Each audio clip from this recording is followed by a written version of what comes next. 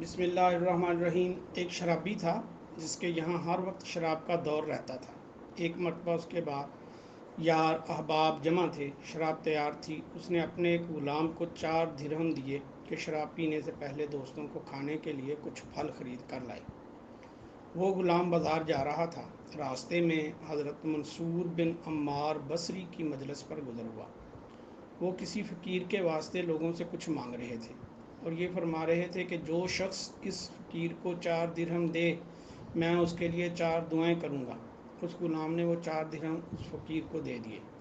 حضرت منصور رحمۃ اللہ علیہ نے فرمایا، بتا کیا دعائیں چاہتا ہے؟ غلام نے کہا، میرا ایک آقا ہے، میں اس سے خلاصی یعنی آزادی چاہتا ہوں۔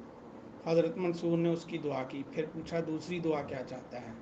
غلام نے کہا، مجھے ان دراہم کا بدل مل جائے۔ منصور رحمۃ اللہ علیہ نے اس کی دعا کی، پھر اس سے پوچھا تیسری کیا دعا ہے؟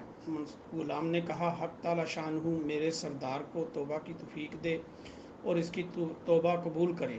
منصور نے اس کی بھی دعا کی، پھر پوچھا کہ چوتھی کیا ہے؟ غلام نے کہا، حق تعالی شانہ میری اور میرے سردار کی اور تمہاری اور اس مجمع کی جو یہاں حاضر ہیں سب کی مغفرت فرما دے۔ حضرت منصور نے اس کی بھی دعا کی۔ اس کے بعد وہ غلام خالی ہاتھ اپنے سردار کے پاس واپس چلا گیا اور خیال کر لیا کہ بہت سے بہت اتنا ہی تو ہوگا کہ آقا مارے گا اور کیا ہوگا۔ سردار انتظار میں تھا ہی، دیکھ کر کہنے لگا کہ اتنی دیر لگا دی۔ غلام نے قصہ سنایا۔ سردار نے ان کی دعاؤں کی برکت سے بجائے خفا ہونے اور ماننے کے یہ پوچھا کہ کیا دعائیں کرائیں؟ غلام نے کہا، پہلی تو یہ کہ میں غلامی سے آزاد ہو جاؤں۔